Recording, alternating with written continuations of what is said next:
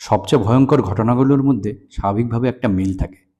সেগুলো শুরু হয় কখনো একটা পুরনো ছবি, একটা ফোন কল অথবা একটা মানুষ দিয়ে। আজ খুলছি case file number 002, the man who has already missing. স্বাগতম মিস্ট্রি ইজ ইয়েট আনসলভড। এখানে প্রতিটা কেস ফাইলই একটা নতুন রহস্য খুলে দেয়, আর সবসময় সব কেসের উত্তর পাওয়া যায় না। এই ঘটনাটা শুরু হয়েছিল একটা নিখোঁজ ডায়েরি দিয়ে। প্রথমে যখন আমি এই ডায়েরিটা পাই তখন ভাবি এটা হয়তো অন্য সব সাধারণ নিখোঁজ ডায়েরির মতনই হবে। কিন্তু যতই আমি পড়ছিলাম মাথার ভেতরে একটাই প্রশ্ন বারবার আসছিল।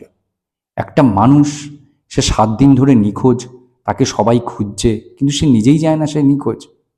এই ঘটনার মূল চরিত্রে ঋতবান রায়। এবার থেকে যা শুনবো সব তার নিজের ভাষাতেই। আমার নাম ঋতবান রায়, বয়স 32। একটা ইন্স্যুরেন্স কোম্পানিতে সার্ভেয়ারের কাজ করি। আমার কাজ হলো মানুষের কথাকে বিশ্বাস করা না, আমি বিশ্বাস করি প্রমাণে। প্রতিদিনের মতো সকালে ঘুম থেকে উঠে 1 কাপ চা খেয়ে ওয়াইফের সাথে কিছুক্ষণ কথা বলে অফিসের ব্যাগ নিয়ে বেরিয়ে পড়ি অফিসে পৌঁছেই প্রথমে আমি আমার অ্যাক্সেস কার্ডটা দিয়ে পাঞ্চ করার চেষ্টা করি, কিন্তু দেখায় অ্যাক্সেস ডিনাইড। সিকিউরিটির দিকে তাকিয়ে আমি হেসে বলি, কি হলো, আবার মেশিন খারাপ নাকি?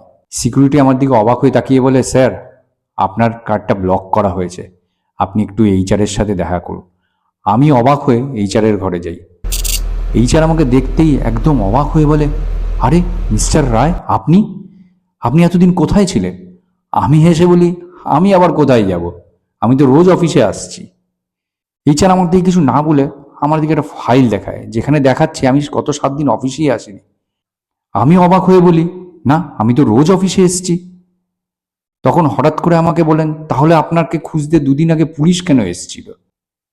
আমি অবাক হয়ে বলছি, পুলিশ? এইচআর বলল, হ্যাঁ, আপনার ওয়াইফ আপনার নামে মিসিং ডায়েরি করেছে।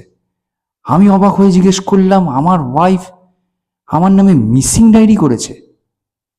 এইচআর রুমে আর একজন আমার কলিগ ছিলেন, সে আমাকে বললেন, মিস্টার রায়, আমরা তো ভাবলাম আপনি আর আসবেনই না। আমি বলছি, কি বাজে বাজে কথা বলছেন বলে আমি একটু বিরক্ত অফিসের বাইরে বেরোলাম। বেরিয়ে মনে মনে ভাবছি, মধুরিমা আমার নামে মিসিং ডায়েরি করলো। কিছু না ভেবে আমি পকেট থেকে ফোনটা বার করে সোজা মধুরিমাকে কল লাগাই। মধুরিমা আমার কলটা রিসিভ করতে আমি হ্যালো বলতেই আমাকে বলে উঠল, আপনারা যদি এই মিসিং কেসটা নিয়ে কোনো কথা বলতে চান তাহলে নতুন কোনো তথ্য পেলে আমাকে জানান, বারবার আমাকে এরকমভাবে ফোন করে ডিস্টার্ব করবেন না।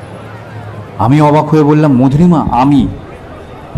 ওখান থেকে উত্তরে আসলো, আপনি কি? এই কেস ফাইলটা আমি আপাতত এখানেই বন্ধ করছি। আমি আগামী দিন আবার এই কেস ফাইলটা খুলব, তখন জানতে পারবেন ঋতবানের সাথে কি হয়েছিল।